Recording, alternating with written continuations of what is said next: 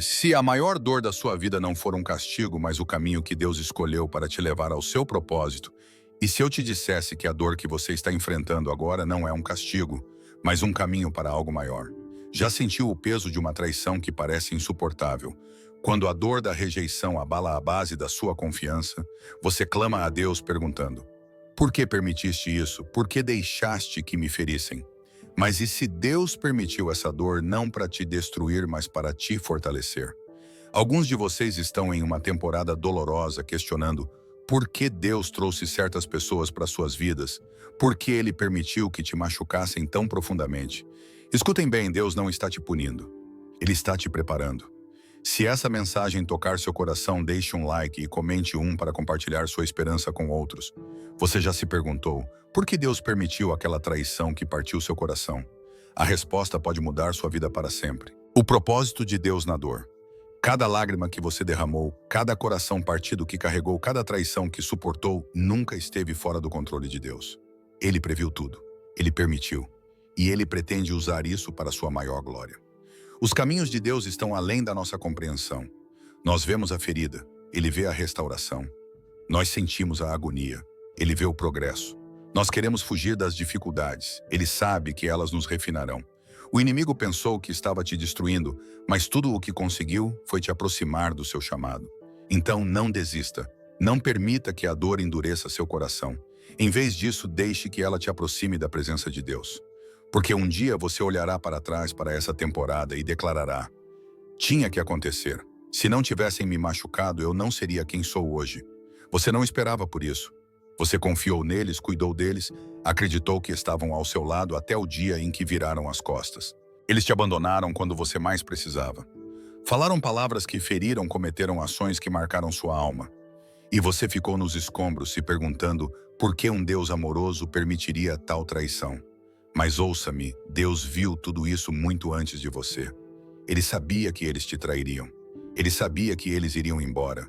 E ainda assim, Ele permitiu não porque tem prazer na sua dor, mas porque o propósito dele para você é maior que o sofrimento. Se você acredita que Deus está trabalhando na sua vida, curta este vídeo e comente um para inspirar outros a confiar nele. O exemplo de Jesus na traição. Entenda isso às vezes. Deus permite que pessoas partam seu coração para que Ele mesmo possa curá-lo. Às vezes Ele deixa outros te abandonarem para que você saiba que Ele nunca te abandonará. Pense em Jesus, um dos seus próprios discípulos, um homem com quem Ele andou, compartilhou refeições e amou. O vendeu por 30 moedas de prata.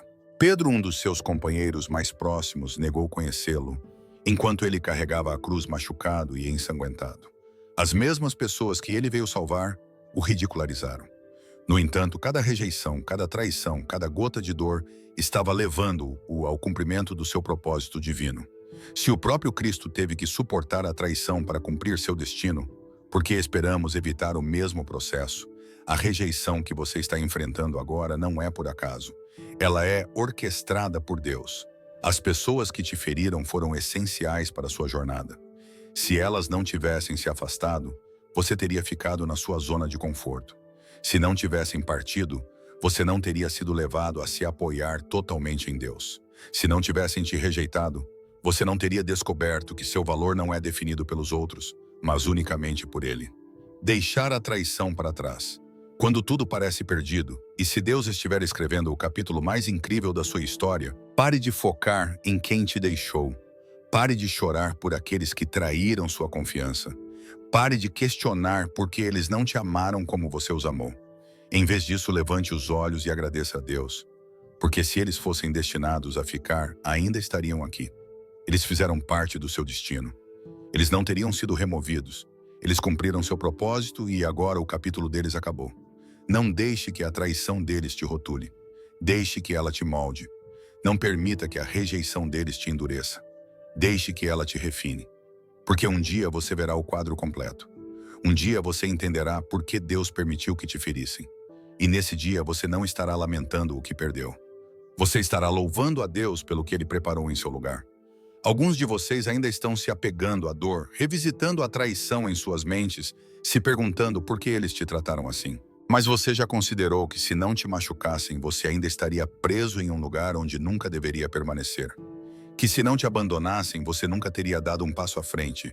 Deus teve que permitir que te ferissem, porque sem essa dor, você não teria entrado no seu propósito. Se você sente que Deus está te guiando por um novo caminho, deixe um like e comente fé para mostrar sua confiança. Nele, exemplos bíblicos de dor que leva ao propósito. Pense em Moisés, criado no palácio do faraó, cercado de privilégios e conforto. No entanto, quando viu seu povo sofrendo, reagiu com raiva e fugiu para salvar sua vida. Aquela rejeição, ser expulso do Egito, foi angustiante. Parecia um fracasso. Parecia o fim. Mas o que Moisés não sabia era que deixar o Egito não era o fim. Era o começo do seu chamado. Porque no deserto Deus o encontrou. No deserto Deus o moldou. E no deserto Deus o convocou de volta não como um príncipe egípcio, mas como o libertador do seu povo. Alguns de vocês estão sofrendo por aqueles que partiram por situações que te afastaram. Mas e se Deus estivesse usando esses momentos para te posicionar para a sua próxima missão? E se Ele soubesse que enquanto você permanecesse no conforto, nunca entraria plenamente no seu chamado divino? Pense nisso, se os irmãos de José não o tivessem vendido, ele nunca teria chegado ao Egito. Se a esposa de Potifar não o tivesse acusado falsamente, ele nunca teria sido jogado na prisão. E se ele não estivesse na prisão, nunca teria conhecido o homem que o apresentou ao faraó. Cada passo doloroso, cada coração partido, cada injustiça o estava guiando para seu destino. Algumas pessoas tiveram que te rejeitar para que você se aproximasse de Deus. Algumas relações tiveram que desmoronar para que você entrasse no seu verdadeiro propósito. Algumas situações tiveram que se tornar desconfortáveis para que você finalmente avançasse. Pare de tentar voltar ao que Deus já te libertou. Pare de se agarrar a pessoas que Deus já removeu do seu caminho. Pare de resistir às circunstâncias que estão te impulsionando para o seu destino. Você pode não entender completamente agora, mas um dia olhará para trás e perceberá. Se não tivessem me machucado, eu não estaria onde estou hoje. Se não tivessem me traído, eu não teria buscado a Deus como fiz. Se não tivessem ido embora, eu não teria descoberto minha verdadeira identidade em Cristo. Deus usa a oposição para a elevação. Deus não permitiu isso para te quebrar. Ele permitiu para te guiar. A dor não foi o fim. Foi o ponto de partida para algo maior. Você ora por bênçãos. Você pede por favor. Mas você percebe o que muitas vezes vem junto com isso. Oposição, provações e pessoas se levantando contra você. E você pergunta, Senhor, por que estão me atacando? Por que enfrento tanta resistência? Mas escute bem, seus adversários não têm o poder. Eles não são responsáveis pela sua queda. Na verdade, eles são instrumentos no plano de Deus para te elevar. Alguns de vocês estão enfrentando situações que parecem injustas. Pessoas estão te difamando. Pessoas estão conspirando contra você. Oportunidades parecem estar se fechando. Parece que ataques vêm de todas as direções. Mas será que Deus está usando esses mesmos ataques para te elevar mais alto? Será que aqueles que te opõem não estão aí para te derrotar, mas para te posicionar para uma promoção? Os irmãos de José o desprezaram, o venderam e acreditaram que estavam se livrando dele, mas na realidade estavam o enviando exatamente para onde ele precisava estar, para alcançar a grandeza. As mesmas pessoas que tentaram destruí-lo estavam sem saber preparando o palco para sua elevação. O próprio Jesus enfrentou oposição a cada passo. Os líderes religiosos conspiraram contra ele. Judas o traiu. Pilatos o condenou. A multidão gritou, crucifiquem-no. No entanto, sem a cruz não haveria ressurreição. Sem o sofrimento não haveria salvação. Aqueles que tentaram destruir Jesus acabaram cumprindo o maior plano de Deus para a humanidade. Então pare de temer seus inimigos. Pare de lutar batalhas com sua própria força. Pare de se desanimar quando a oposição surgir. Em vez disso, comece a louvar a Deus, porque se pessoas estão vindo contra você, é um sinal de que você está avançando. Se há um Golias diante de você, significa que há um reino preparado para você. Se há um Judas em seu meio, significa que a ressurreição está no horizonte. Seus inimigos não são sua ruína, eles são sua preparação. Deixe que falem, deixe que planejem, deixe que traiam, porque quando Deus está ao seu lado, não importa quem se opõe a você. Aqueles que tentaram te enterrar estão, na verdade, sendo usados para te elevar mais alto. Mantenha seu foco nele. Sua elevação está próxima. Jesus foi traído falsamente, acusado, crucificado. No entanto, cada momento foi orquestrado para cumprir a vontade soberana de Deus. Pense nisso, Jesus era o Filho de Deus. O Salvador da humanidade não foi protegido da traição. Ele não foi poupado do sofrimento. Ele foi falsamente acusado, espancado e pregado na cruz, não por qualquer erro, mas porque era essencial para o propósito de Deus. Se o Filho Imaculado de Deus teve que suportar a traição para cumprir sua missão, por que pensamos que seremos isentos? Judas andou próximo a Jesus. Ele viu os milagres, ouviu os ensinamentos, jantou na mesma mesa e ainda assim por 30 moedas de prata entregou Jesus para ser crucificado. Mas o que Judas não percebeu foi que sua traição não estava encerrando a história de Jesus. Estava preparando o palco para o maior triunfo da história. A cruz parecia ser o fim, mas era apenas o começo. O que o inimigo planejou para o mau Deus transformou em salvação para todos que crerem. Alguns de vocês estão perguntando por quê. Por que Deus permitiu que aqueles mais próximos de você te machucassem? Por que Ele deixou alguém em quem você confiava virar as costas? Mas ouça com atenção, se Jesus precisou de um Judas para chegar à cruz, você pode precisar de um Judas para alcançar seu propósito. Essa traição não foi por acaso, foi por design. Os fariseus acreditavam que tinham vencido quando o acusaram falsamente. Os soldados romanos pensaram que selaram seu destino quando cravaram pregos em suas mãos. A multidão assumiu que o silenciou quando o zombaram em seu sofrimento. Mas 3 dias depois, a pedra foi rolada e Jesus saiu do túmulo com toda a autoridade em suas mãos. O que eles viam como sua derrota tornou-se sua vitória suprema.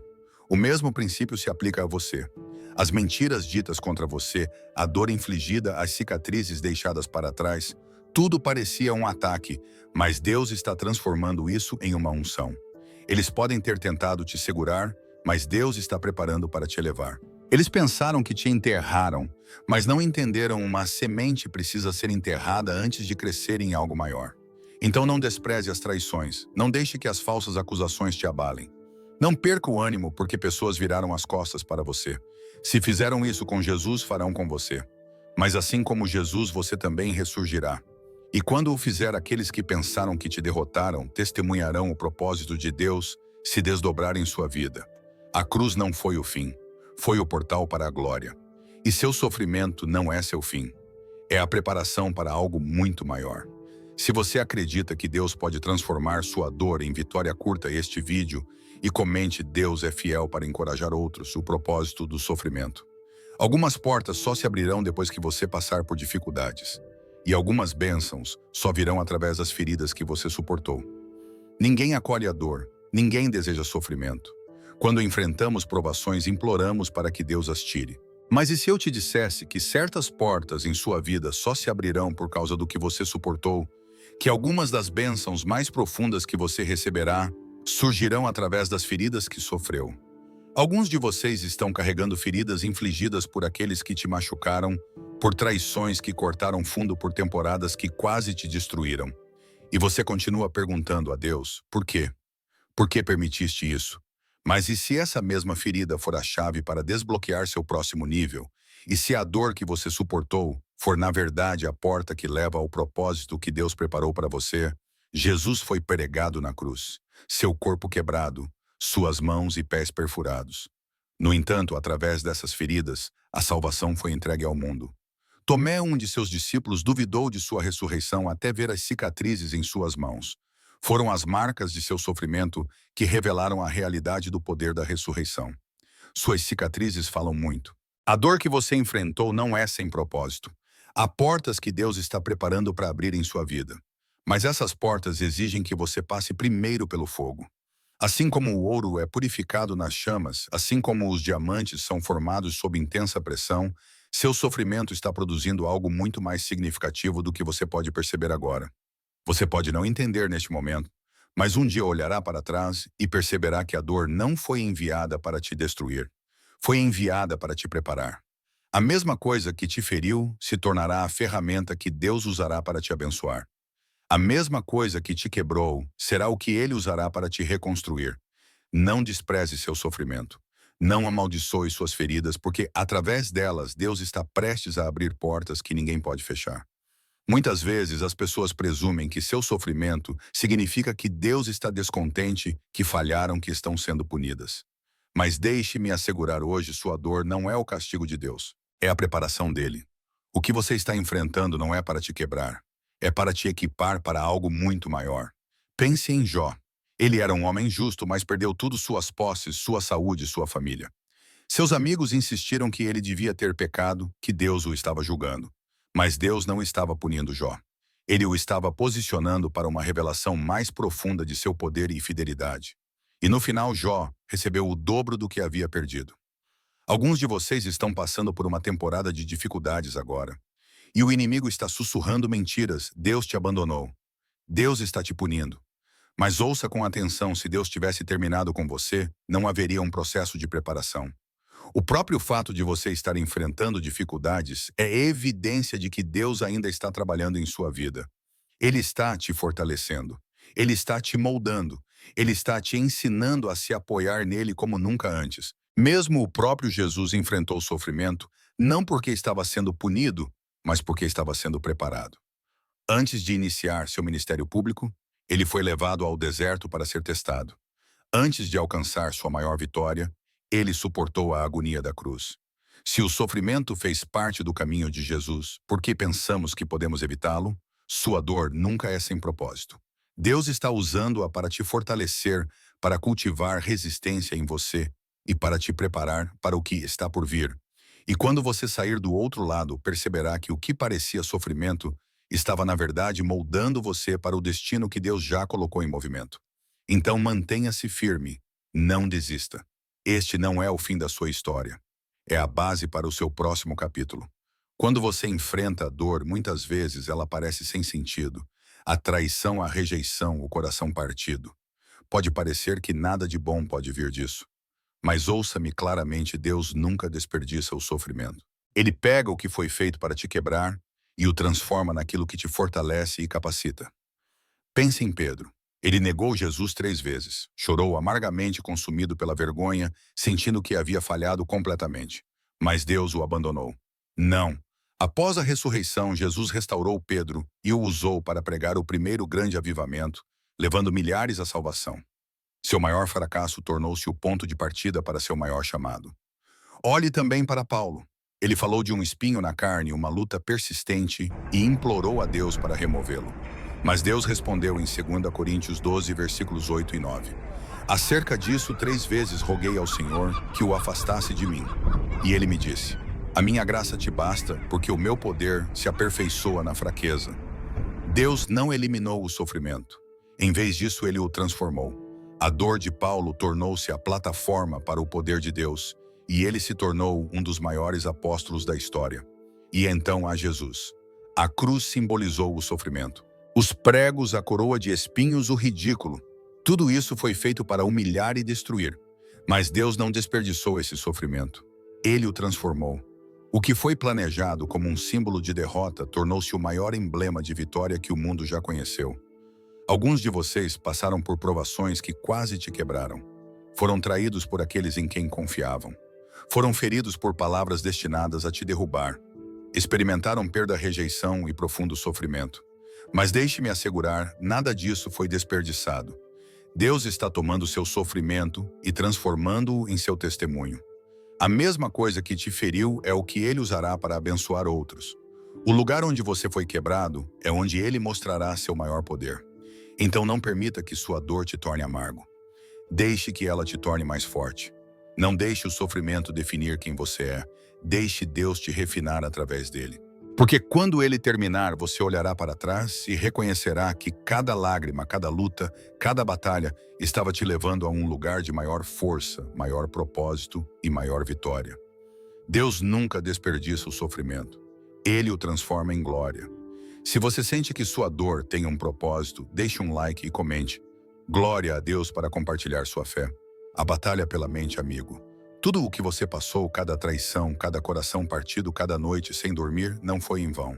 Você pode não entender completamente ainda, mas Deus tem orquestrado cada momento nos bastidores, usando cada gota do seu sofrimento para te moldar, te refinar e te preparar para algo muito além do que você pode compreender.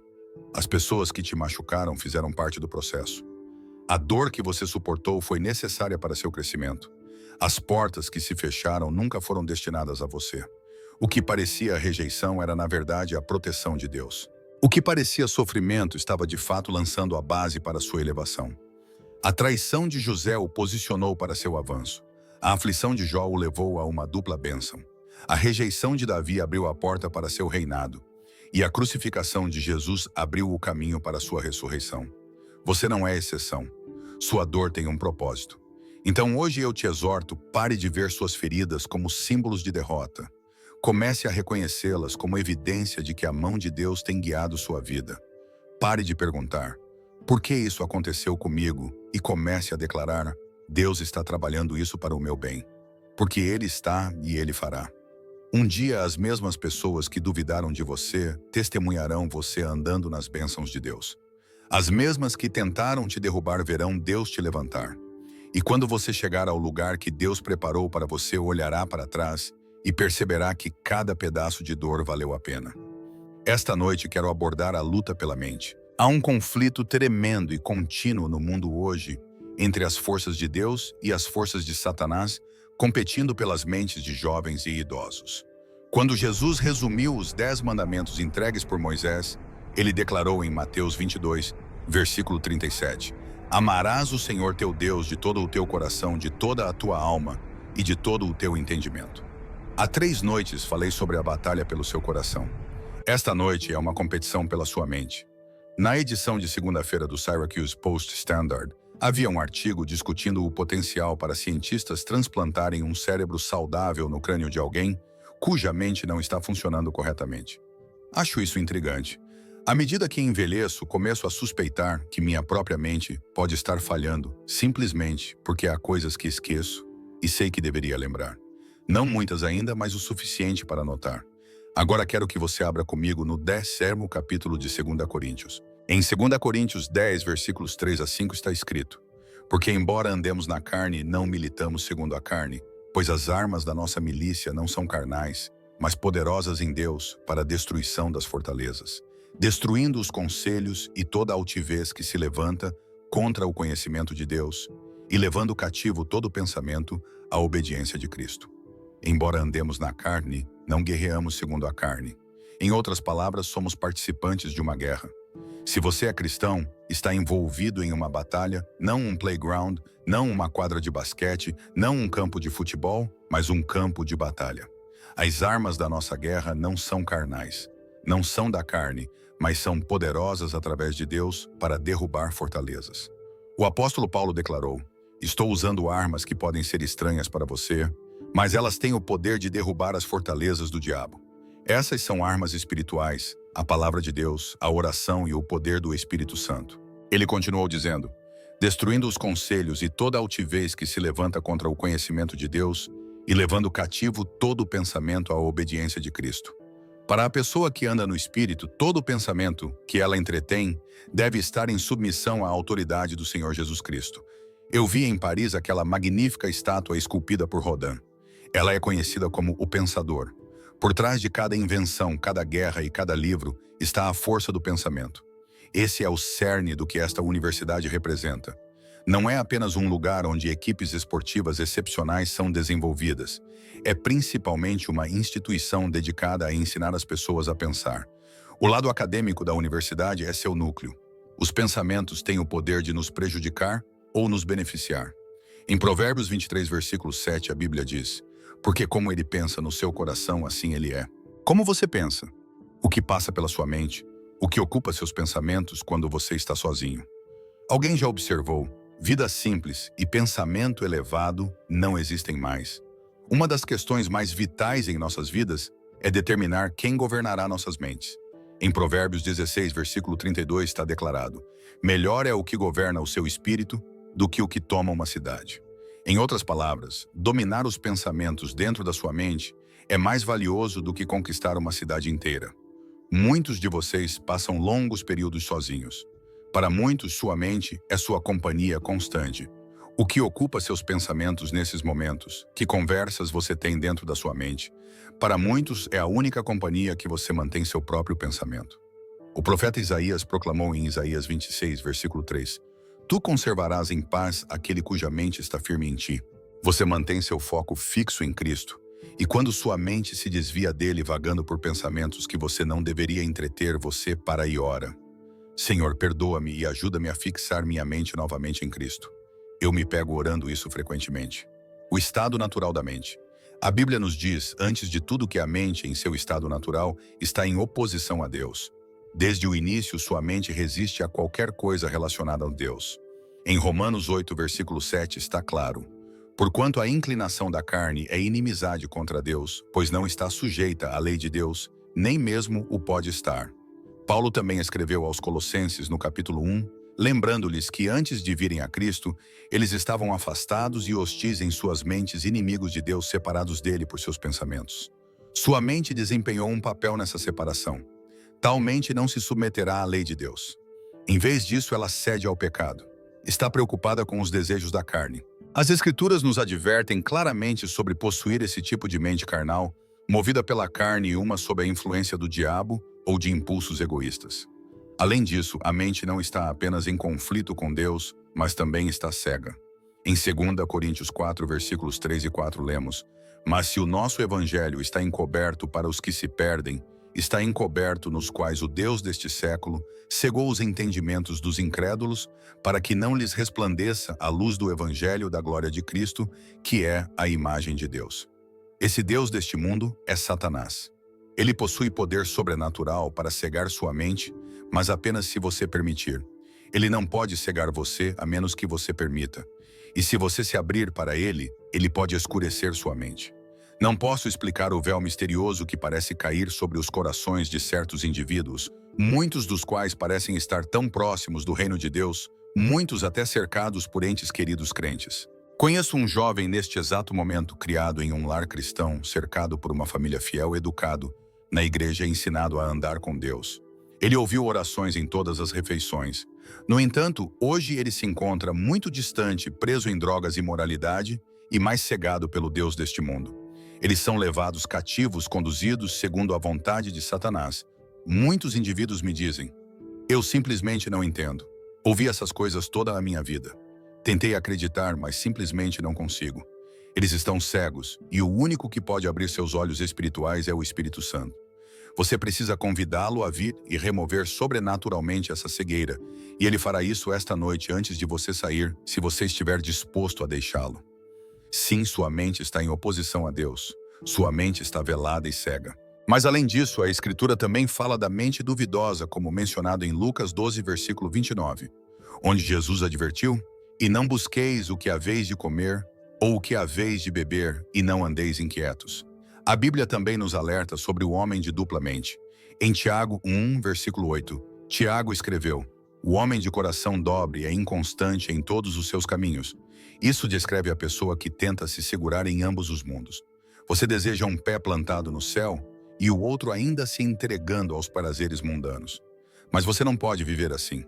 Você tem que escolher um caminho. Muitos de vocês estão divididos entre apetites pecaminosos e o desejo pela vida eterna. No fundo, você sabe que não pode abraçar os dois. Você deve decidir. Jesus descreveu dois caminhos. Um é largo e leva à destruição. O outro é estreito e leva à vida eterna. E a entrada para esse caminho estreito é a cruz. De fato, encontramos mentes nas Escrituras que são inimigas de Deus, cegas por Satanás, cheias de dúvida. E então há também a mente contaminada. Paulo escreveu a Tito sobre certas pessoas que são mentirosas perpétuas, cujas mentes são contaminadas e cheias de incredulidade. Em Tito 1, versículo 15 está escrito: tudo é puro para os puros, mas para os contaminados e incrédulos nada é puro. Antes, tanto a sua mente como a sua consciência estão contaminadas. Hoje vemos inúmeras coisas que distorcem a mente, sejam drogas que alteram a mente, medicamentos, álcool ou qualquer número de influências. Nossas mentes se tornam corrompidas. Podemos nos demorar tanto em fantasias e imaginações contrárias à palavra de Deus, que nossos pensamentos se tornam impuros. Pensamentos maus não controlados podem se tornar a ruína da alma. Agora, não me entenda mal. Você não pode impedir que pensamentos ruins entrem em sua mente. Não quero te dar a ideia errada. Esses pensamentos virão. É como pássaros voando acima. Você não pode impedi-los de voar, mas não precisa deixar que eles façam um ninho no seu cabelo. No entanto, alguns de nós permitem que pensamentos prejudiciais se aninhem em nossas mentes pensamentos de ciúme, pensamentos de raiva, pensamentos que dão origem a paixões pecaminosas. Mas quando Jesus expulsou os demônios do homem, a Escritura diz que ele se sentou vestido e em seu juízo perfeito. Então encontramos mentes na Bíblia que são hostis a Deus, mentes obscurecidas pelo inimigo, mentes cheias de dúvida e mentes que são contaminadas. Mas a boa notícia é que você também pode possuir uma mente renovada. Você pode ser transformado esta noite. Você pode ser mudado antes de sair. Todo o pecado que você cometeu pode ser perdoado esta noite porque Cristo deu sua vida na cruz e derramou seu sangue por você. Que alegria é ir para casa sabendo que todo o pecado foi lavado, não apenas perdoado, mas que você está justificado como se nunca tivesse pecado. Deus o ressuscitou dos mortos e ele está vivo hoje, pronto para renovar sua mente, transformar seu corpo e mudar cada parte de sua vida. Todo o seu modo de viver terá que mudar, mas o Espírito Santo caminhará com você, capacitando-o a fazer essa mudança. Isso não significa que você nunca tropeçará novamente. Significa que quando você tropeçar, o Espírito Santo imediatamente confessará seu pecado. Buscará o perdão de Deus e ele graciosamente te perdoará. Sim, há a mente renovada. Em Efésios 4, versículo 23, somos instruídos: e vos renoveis no espírito do vosso entendimento. Você experimentou essa renovação, sua mente transformada pelo arrependimento e por receber Cristo. Talvez você diga: bem, Billy, eu fui batizado. Passei pela confirmação, sou membro da igreja, isso é louvável. Mas esta noite estou te convidando a reafirmar esses compromissos, reconfirmar as promessas feitas no seu batismo e os votos pronunciados na sua confirmação e dizer: ó Deus, desejo te seguir no caminho que foi declarado naquele dia. Em Filipenses 2, versículo 5, lemos: tende em vós o mesmo sentimento que houve também em Cristo Jesus. Somos chamados a possuir a mente de Cristo. Através da transformação e renovação da sua mente, você pode ter uma nova mentalidade, e o próprio Cristo fará a transformação. Esse é o cerne do arrependimento. A palavra arrependimento literalmente significa uma mudança de mente. É um ponto de virada onde você decide alterar seu curso, mudar de direção, dizer a Deus: estou arrependido dos meus pecados. Desejo ser feito novo. Paulo fez uma pergunta aos Coríntios: quem conheceu a mente do Senhor? E ele respondeu: nós temos a mente de Cristo.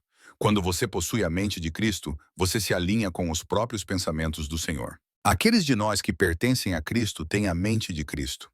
Aqueles que foram redimidos por sua graça receberam a mente de Cristo. Toda pessoa que respondeu ao seu chamado recebeu a mente de Cristo. Não é uma mente impecável, mas uma agora governada por Cristo, em vez de por Satanás ou nossas inclinações pecaminosas. Além disso, as Escrituras falam daqueles que são espiritualmente minded. Em Romanos 8, versículo 6, somos informados: porque a inclinação da carne é morte, mas da inclinação do espírito é vida e paz. Em 2 Pedro 3, versículo 1, somos lembrados: amados, esta é já a segunda carta que vos escrevo, em ambas as quais desperto com exortação o vosso ânimo sincero. Não gostaria de possuir uma mente pura, uma mente espiritual, uma mente que foi transformada. E quando a Bíblia fala da mente, ela abrange todo o seu ser, porque sua mente, junto com seu coração, dirige sua vida. Você tem um corpo, mas habitando dentro desse corpo está seu espírito, sua alma, aquela parte eterna de você. Seu corpo pode voltar ao túmulo, mas você, o verdadeiro, você viverá para sempre. E o resultado dessa eternidade depende inteiramente do que você decidir sobre Cristo. Você realmente se arrependeu dos seus pecados. Você tem absoluta certeza. Você pode resolver isso esta noite simplesmente orando: Senhor, eu pequei. Estou arrependido e estou pronto para mudar a forma como vivo. Peço que transformes minha mente e renoves tanto meus pensamentos quanto toda a minha vida. Desejo ser espiritualmente minded. Desejo que despertes pureza dentro da minha mente. É isso que estou te convidando a fazer esta noite. Ao longo desta semana, testemunhamos centenas, sim, até milhares de pessoas tomando essa decisão. Acredito que só na noite passada, quase 1.300 indivíduos responderam, e na noite anterior foram cerca de 1.400. Esse tem sido o padrão noite após noite. Esta noite vou pedir que você se levante do seu assento, venha à frente e fique diante desta plataforma, declarando pela sua ação: abro meu coração a Cristo, abro minha mente para Ele. Entrego-me à sua vontade. Estou pronto para mudar meu estilo de vida, não importa qual seja o custo. O que for preciso, estou disposto para que eu possa pertencer a Cristo. Agora, por favor, abra comigo no 10º capítulo de 2 Coríntios. Espero que você tenha sua Bíblia à mão. Olhe para o 10º capítulo de 2 Coríntios, começando do versículo 3. Em 2 Coríntios 10, versículos 3 a 5 está escrito: Porque embora andemos na carne, não militamos segundo a carne, pois as armas da nossa milícia não são carnais, mas poderosas em Deus para a destruição das fortalezas, destruindo os conselhos e toda a altivez que se levanta contra o conhecimento de Deus, e levando cativo todo o pensamento à obediência de Cristo. Aqui, quando o Novo Testamento fala da carne, não está falando do corpo físico que você pode tocar. Refere-se à natureza pecaminosa trabalhando dentro de você, a realidade do pecado em si. Pois as armas da nossa guerra, note cuidadosamente, estamos envolvidos em uma batalha, são poderosas através de Deus para a destruição das fortalezas. Paulo pinta um quadro de uma cidade fortificada preparada para o conflito. Você e eu, se reivindicarmos Cristo como Senhor e Salvador, somos chamados a essa guerra, destruindo os conselhos e toda a altivez que se levanta contra o conhecimento de Deus e levando cativo todo o pensamento à obediência de Cristo. No último verão, visitamos a Europa e durante nossa estadia em um hotel, havia uma estátua de Rodin no saguão, o Pensador. Fiquei diante dela uma tarde apenas observando. O homem estava sentado com a cabeça nas mãos, perdido em pensamentos profundos, e me ocorreu por trás de cada invenção, cada guerra, cada livro, cada avanço científico. Até mesmo o ônibus espacial está ao poder do pensamento. Controlar a mente é uma das responsabilidades mais cruciais em nossas vidas. Em Provérbios 16, versículo 32 está escrito: Melhor é o que governa o seu espírito do que o que toma uma cidade. Fala de dominar os pensamentos da sua mente. Veja, muito do nosso tempo é passado sozinho. E nesses momentos, sua mente se torna sua companheira constante. O que preenche seus pensamentos quando você está sozinho? Muitas pessoas hoje não suportam o silêncio da solidão. No momento em que algumas pessoas entram em um quarto, a primeira coisa que fazem é ligar a televisão. O ruído constante as cerca. Elas precisam de um rádio tocando ou algum tipo de som de fundo porque não conseguem tolerar estar sozinhas. Sentem a necessidade de ter alguém por perto o tempo todo. Há um relato no 8º capítulo de Ezequiel. Deus levou o profeta Ezequiel e o transportou até Jerusalém em uma visão. Lá Deus revelou a ele quão profundamente corruptos os povos de Israel haviam se tornado. Deus o conduziu a uma câmara escondida, uma sala secreta, e permitiu que Ezequiel visse os pensamentos privados dos líderes religiosos daquela época. O que Ezequiel testemunhou o chocou. As mentes dos líderes estavam cheias de mentiras, hipocrisia, luxúria, ganância, paixões egoístas e pecado sexual. Essas eram as imaginações privadas de homens que exteriormente pareciam religiosos. Suas mentes eram consumidas por fantasias inspiradas pelo diabo. Ezequiel ficou horrorizado e, por causa do que viu, Deus trouxe um julgamento severo sobre a antiga cidade de Jerusalém. Hoje, muitas pessoas têm mentes semelhantes, mentes que vagam por esses recessos escuros, por lugares secretos, cheios de luxúria, ganância, ódio e ciúme. Há inúmeras pessoas carregando mentes perturbadas e inquietas. Um editor conhecido recentemente escreveu: As pessoas preferem não pensar, elas querem ser controladas. Ele continuou observando: Para alguns, a única decisão real que eles já tomam é a decisão de nunca tomar uma decisão. Muitas vezes evitamos ações decisivas, permitindo que nossas mentes fiquem em ponto morto. É claro, há indivíduos que lutam com mentes doentes. Muitos deles estão sob cuidados profissionais, em instituições mentais incapazes de controlar a condição de suas mentes. Mas há outros cujas mentes são afetadas por escolhas que poderiam ter evitado. Drogas podem distorcer a mente, o álcool pode danificá-la, às vezes levando a um declínio mental permanente. Estamos apenas começando a entender o impacto duradouro que as substâncias têm no cérebro, como o álcool destrói milhões de células cerebrais, como certas drogas deixam cicatrizes irreversíveis. Recentemente, falei com um cirurgião cerebral líder agora na Universidade de Yale, que explicou como essas substâncias estão afetando mentes jovens. A maioria não percebe as consequências até que seja tarde demais, e os efeitos frequentemente os seguem pelo resto de suas vidas.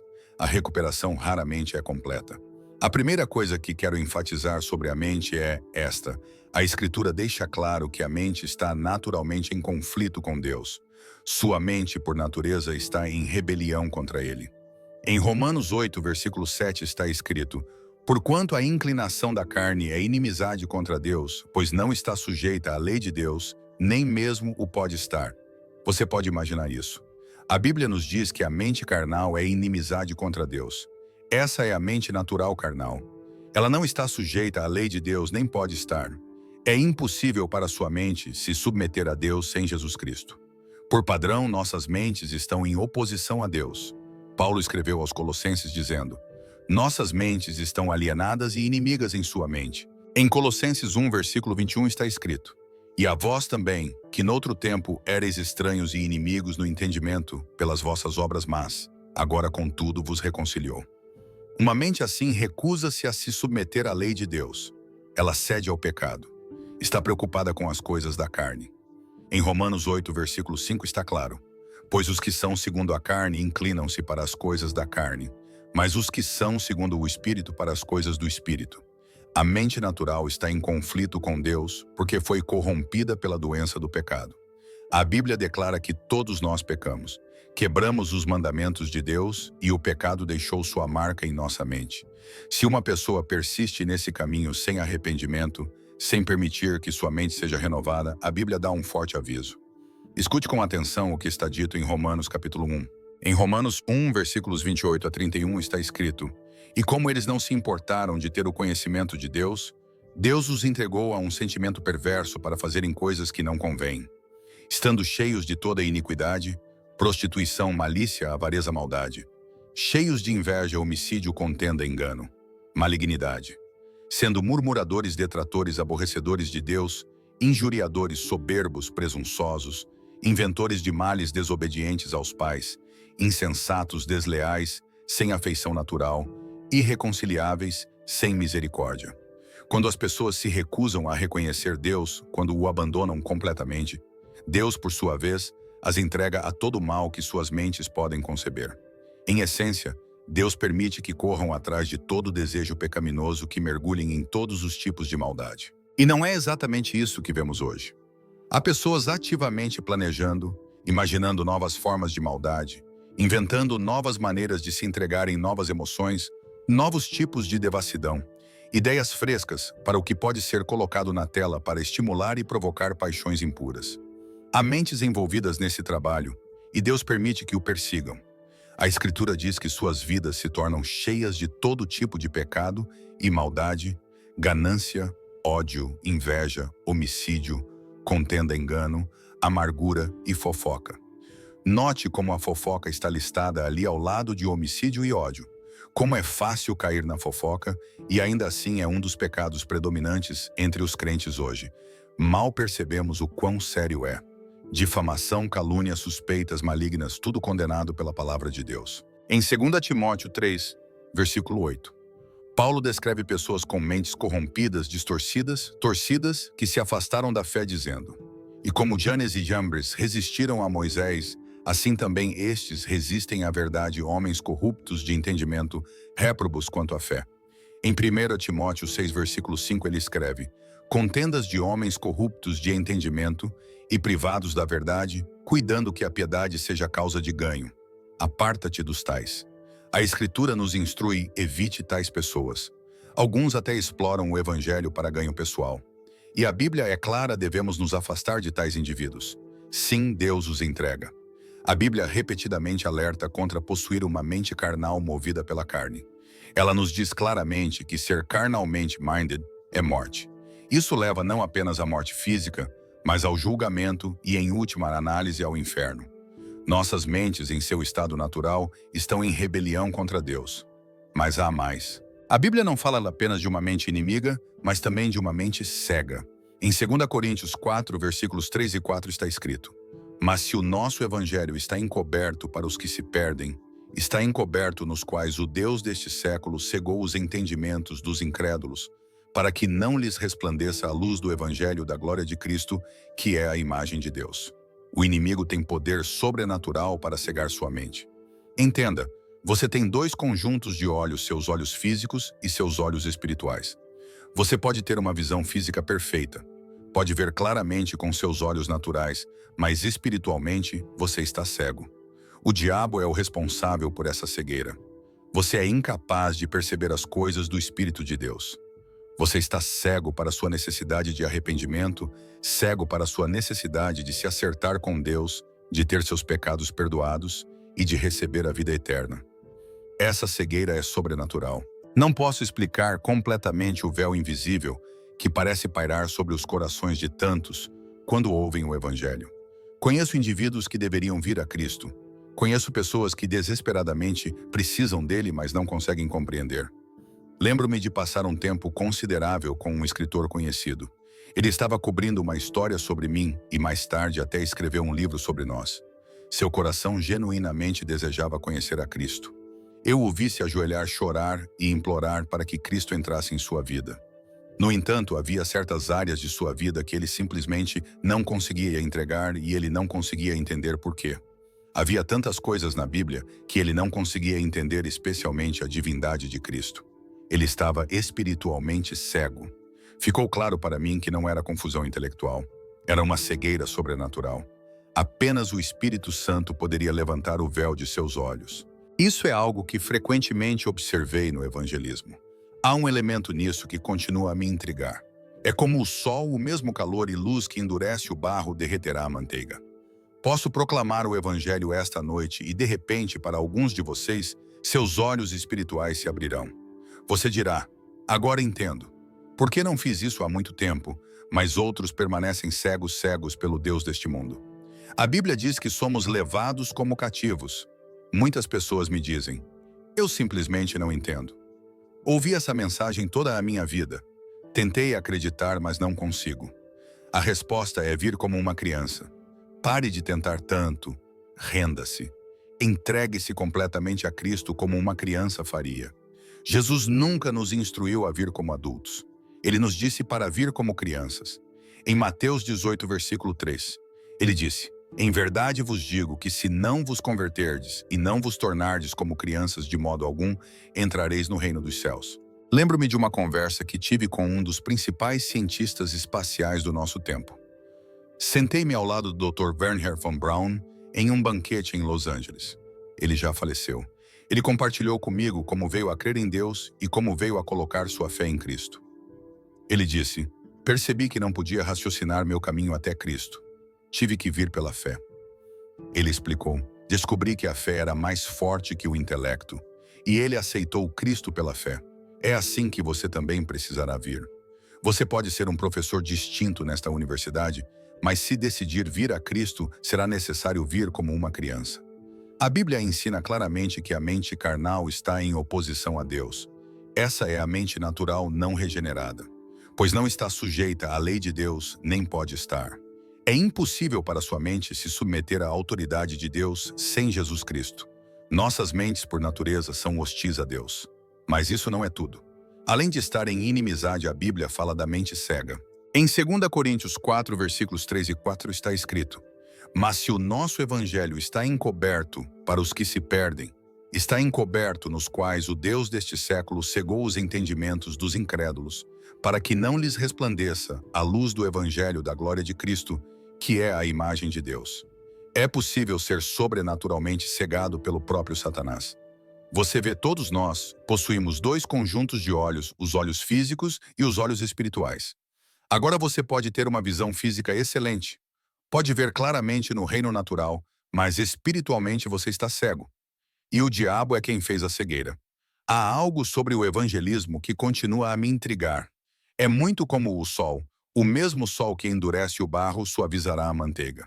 Posso ficar aqui esta noite e proclamar a mensagem do evangelho, e de repente os olhos de alguns se abrirão e eles dirão, agora entendo.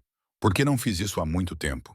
Você também deve perceber que o evangelho não é apenas outro sistema filosófico. A filosofia é em seu cerne o exercício de uma mente trabalhando sobre outra, tentando raciocinar, persuadir, logicamente explicar a vida de maneira humana e racional. Quanto mais brilhante e poderoso o intelecto do professor, mais provável é que ele convença outros a adotar sua maneira de pensar. Muitos confiam na lógica retórica e eloquência para influenciar seu público. Mas não foi assim que o apóstolo Paulo abordou. De fato, Paulo desconfiava da sabedoria humana, ofuscando o verdadeiro poder do evangelho. Então ele disse não com a sabedoria das palavras. Em 1 Coríntios 2, versículo 2, ele declarou: porque nada me propus saber entre vós, senão a Jesus Cristo e este crucificado. Ele deliberadamente se afastou de confiar em seu aprendizado e eloquência. Meu propósito esta noite, como alguém que proclama o Evangelho, não é apenas engajar seu intelecto, mas alcançar muito mais fundo em sua consciência, sua vontade, até mesmo suas emoções. E não apelo às suas emoções contando histórias trágicas ou puxando as cordas do coração. Apelo às suas emoções apresentando a profunda verdade de que Jesus Cristo morreu na cruz pelos seus pecados. Ele tomou seu lugar. Esse tipo de amor derramado sacrificialmente deveria mexer com o coração de qualquer um. E se isso não te comove, se suas emoções permanecem intocadas, então algo está profundamente errado. Quando você realmente entende que Jesus morreu em seu lugar, carregando seus pecados naquela cruz, isso mexe com algo profundo dentro de você. Só de pensar nisso me comove. E acredito que comove muitos de vocês também. Isso também fala diretamente à sua consciência. Veja quando você começa a perceber que quebrou a lei de Deus, que pecou contra ele, é sua consciência despertando. O Espírito Santo trabalha através da sua consciência para perturbar seu coração. Mas há um perigo com o tempo: se você ignorar sua consciência, repetidamente ela se torna endurecida. Eventualmente sua consciência pode se tornar embotada, até mesmo morta, não mais confiável ou sensível. Mas mesmo que sua consciência tenha se tornado insensível, o Espírito Santo ainda pode te alcançar. Se ele está sussurrando ao seu coração esta noite, responda: receba-se a Cristo. Então vemos que a mente é naturalmente hostil a Deus. Ela também pode ser cegada pelo diabo. Mas além disso, há aqueles que possuem uma mente duvidosa. Em Lucas 12, versículo 29, Jesus nos diz: e não busqueis o que haveis de comer ou o que haveis de beber, e não andeis inquietos. A Bíblia também alerta contra ser de dupla mente. Em Tiago 1, versículo 8 está escrito: o homem de coração dobre é inconstante em todos os seus caminhos. O que acontece é que as pessoas tentam se segurar em ambos os mundos. Elas querem desfrutar dos prazeres deste mundo, os prazeres carnais, a busca por poder, a acumulação de coisas materiais, enquanto ao mesmo tempo tentam ter um pé no reino dos céus. E verdadeiramente isso descreve muitos de nós esta noite. Não compreendemos totalmente o fato de que viver para Cristo significa entrega completa. Requer separação dos males do mundo. Em 2 Coríntios 6, versículo 17, a Escritura diz: pelo que saí vós do meio deles e apartai-vos, diz o Senhor, e não toqueis no que é imundo. Você pode querer Deus, pode querer Cristo e pode frequentar a igreja fielmente. No entanto, ao mesmo tempo, você se agarra aos caminhos do mundo. Você é de dupla mente. Ainda não fez um compromisso firme e decisivo. Você está em cima do muro sem saber de que lado ficar. Isso é o que o antigo termo mugwump descreve: um sentado no muro. Eu te exorto esta noite, saia do muro. Tome sua posição completamente por Cristo. Além disso, além da mente estar em inimizade com Deus, ser cega ou atormentada pela dúvida, a Bíblia também fala da mente contaminada. Paulo escreveu a Tito sobre certos indivíduos que são mentirosos perpétuos, cujas mentes são contaminadas e cheias de incredulidade. Em Tito 1, versículo 15 está escrito: tudo é puro para os puros, mas para os contaminados e incrédulos nada é puro. Antes, tanto a sua mente como a sua consciência estão contaminadas. Mas aqui está a boa notícia: Jesus Cristo oferece uma transformação completa. Ele sozinho pode trazer renovação, alterando tanto a mente quanto o corpo, libertando aqueles presos por desejos destrutivos, seja drogas, álcool, hábitos prejudiciais ou qualquer outra coisa que escravize. Cristo sozinho tem a cura. Pensamentos maus são a destruição lenta da alma.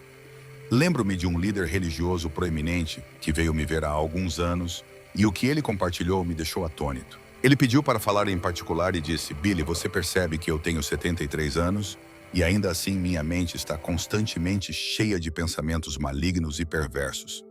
Isso me consome a cada momento acordado. Estou convencido de que o diabo ainda tem domínio sobre minha mente. Eu o olhei e perguntei: você acredita que já experimentou verdadeiramente o novo nascimento, sendo nascido de novo pelo Espírito de Deus?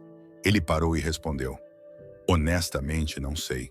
Eu lhe disse claramente, é hora de você resolver isso de uma vez por todas. Você precisa convidar o Espírito Santo para tomar controle da sua mente. Veja, as pessoas raramente caem no pecado de repente. Muito antes de qualquer colapso externo, há um processo interno, uma preparação e ensaio invisíveis.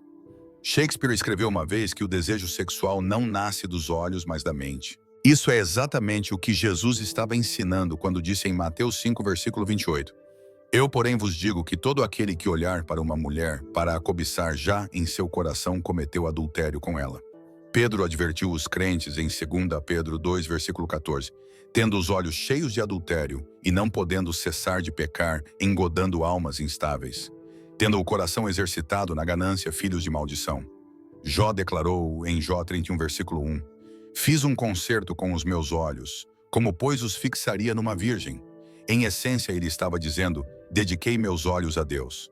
Não quero nem mesmo entreter tais pensamentos.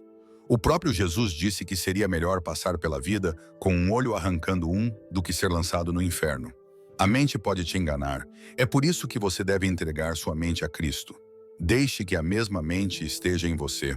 A Escritura é clara. Sua mente, se não for controlada, pode ser hostil a Deus.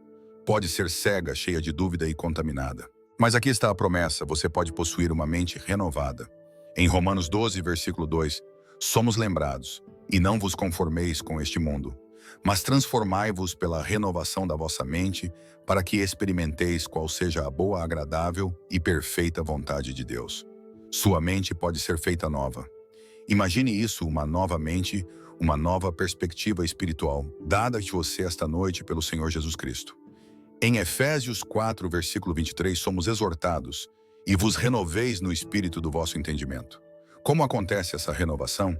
Ela começa com o arrependimento. Você pode perguntar, o que exatamente é o arrependimento? Arrependimento significa mudança, uma mudança de direção. É vir diante de Deus e dizer, Senhor, eu pequei, estou verdadeiramente arrependido e estou disposto a mudar a forma como vivo. Note que eu disse disposto. Você pode não ter o poder de mudar por conta própria, mas se estiver disposto, Deus intervirá. Ele te ajudará, ele renovará sua mente, ele tocará e a transformará. Paulo, escrevendo aos Filipenses, disse em Filipenses 2, versículo 5, tende em vós o mesmo sentimento que houve também em Cristo Jesus.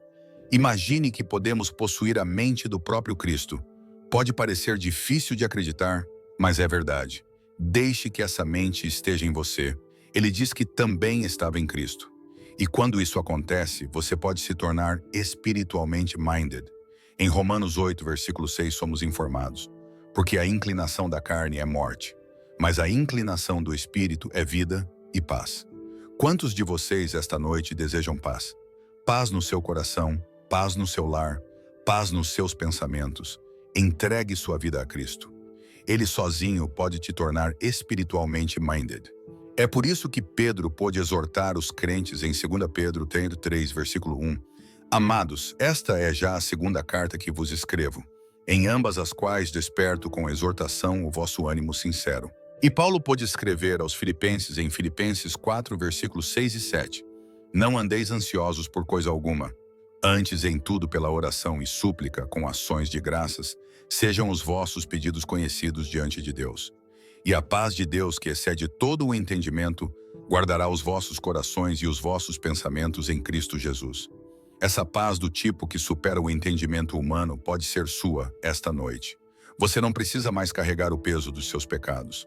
Quando você vem a Cristo, Ele perdoará todo o pecado que você cometeu desde o dia do seu nascimento até agora. Ele te dará vida eterna porque te ama, e Ele morreu em seu lugar. Sim, através da oração você pode desenvolver uma mente espiritual, mas também enchendo sua mente com a palavra de Deus. Mesmo um único versículo repetido várias vezes tem o poder de afastar pensamentos malignos. Paulo disse em Filipenses 4, versículo 8, quanto ao mais, irmãos, tudo o que é verdadeiro, tudo o que é honesto, tudo o que é justo, tudo o que é puro, tudo o que é amável, tudo o que é de boa fama, se há alguma virtude e se há algum louvor nisso, pensai. E Paulo acrescenta em Filipenses 4, versículo 9, o que também aprendestes e recebestes e ouvistes e vistes em mim, isso fazei, e o Deus da paz será convosco. Jesus declarou em Mateus 22, versículo 37, Amarás o Senhor teu Deus de todo o teu coração, de toda a tua alma e de todo o teu entendimento. Isso significa trazer sua mente abertamente diante dele, oferecendo-a para renovação. Significa deixar de lado seus medos, suas dúvidas e apresentar sua mente a Cristo para transformação. Se você deseja que Deus renove sua mente e transforme sua vida, deixe um like e comente renovação para proclamar sua fé. A mensagem poderosa de Billy Graham no vídeo Por que Deus permitiu que eles te ferissem? Tocou profundamente meu coração como se fosse um chamado para olhar além da dor e encontrar propósito no sofrimento. No Brasil, onde a fé e a comunidade são pilares da nossa vida, essa mensagem ressoa com força, pois todos nós enfrentamos momentos de traição, rejeição ou perda que nos fazem questionar: por que Deus isso está acontecendo comigo? A reflexão que emerge dessa mensagem é transformadora.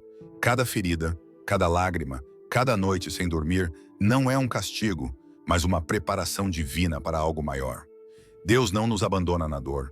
Ele a usa para nos moldar, nos fortalecer e nos guiar ao nosso propósito. O sermão começa com uma pergunta que ecoa em nossas almas: e se a dor que sentimos não for para nos quebrar, mas para nos construir?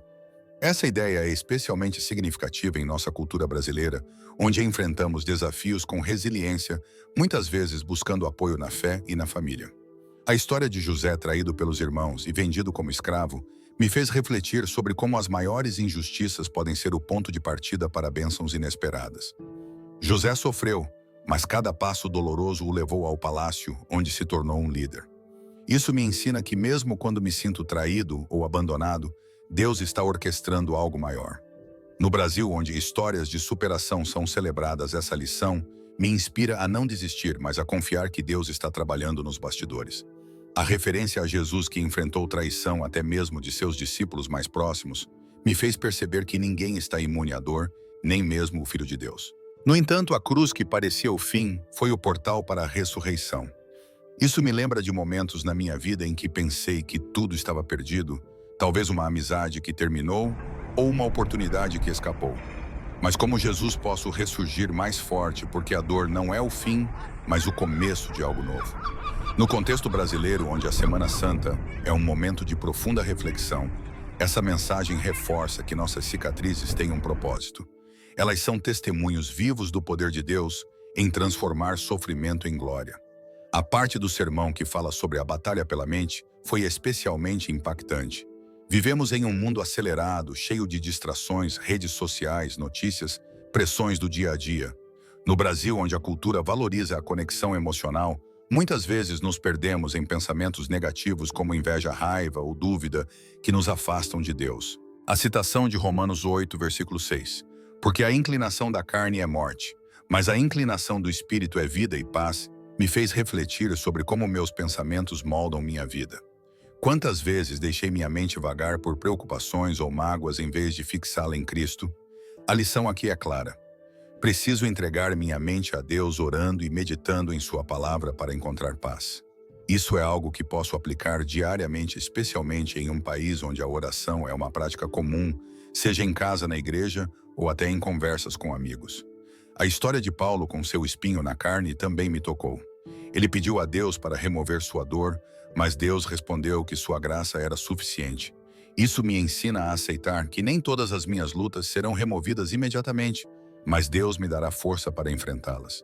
No Brasil, onde enfrentamos desafios econômicos e sociais, essa mensagem é um lembrete de que a graça de Deus nos sustenta. Posso aplicar isso ao buscar paciência e fé em momentos de dificuldade, confiando que Deus está me preparando para um propósito maior, mesmo quando não vejo o caminho claramente. Outra lição poderosa é sobre deixar ir aqueles que nos feriram. No Brasil, onde valorizamos relações calorosas, é difícil aceitar quando alguém nos abandona. Mas o sermão me ensinou que algumas pessoas são apenas parte de uma temporada em nossa vida. Como Abraão precisou se separar de Ló para ouvir a voz de Deus claramente, às vezes Deus remove pessoas para nos libertar de distrações e nos guiar ao nosso destino. Isso me desafia a perdoar e liberar aqueles que me machucaram, confiando que Deus trará as pessoas certas no tempo certo. A ideia de que Deus usa até nossos inimigos para nos elevar é revolucionária. No Brasil, onde enfrentamos críticas ou inveja em nossas comunidades, é fácil nos sentirmos derrotados. Mas o exemplo de Davi, que declarou em Salmos 23, versículo 5, "Preparas-me uma mesa na presença dos meus inimigos", me mostra que Deus pode usar a oposição para me posicionar para bênçãos. Isso me incentiva a não lutar com minhas próprias forças, mas a confiar em Deus, sabendo que Ele está preparando uma mesa de vitória para mim. Por fim, a mensagem sobre a renovação da mente é um chamado à ação. Em Filipenses 4, versículo 8, Paulo nos exorta a pensar em coisas verdadeiras, honestas, justas, puras e amáveis. Isso é algo que posso aplicar imediatamente, filtrar meus pensamentos, rejeitar o que é negativo e encher minha mente com a palavra de Deus. No Brasil, onde a música gospel e os cultos vibrantes nos inspiram, posso buscar louvores e escrituras que renovem minha perspectiva, trazendo paz ao meu coração. Essa mensagem me ensinou que o sofrimento não é o fim, mas um caminho para o propósito. Posso aplicar isso vivendo com fé, perdoando aqueles que me feriram, controlando meus pensamentos e confiando que Deus está transformando minha dor em testemunho. Cada cicatriz que carrego é uma prova do amor e do poder de Deus em minha vida. No Brasil, onde compartilhamos histórias de superação com paixão, essa mensagem me motiva a viver com coragem e compartilhar minha fé com outros, sabendo que Deus está sempre trabalhando para o meu bem. Amigos, essa mensagem nos lembra que Deus transforma nossas dores em propósito e renova nossas mentes para uma vida de paz. Se você foi tocado por essas palavras curtas, este vídeo, compartilhe com alguém que precisa ouvir essa verdade e se inscreva no canal para receber mais mensagens de esperança. Deixe um comentário com a palavra renovação para mostrar que você está pronto para confiar em Deus e viver o propósito que Ele tem para você. Juntos vamos espalhar essa mensagem de fé e transformação para abençoar mais vidas.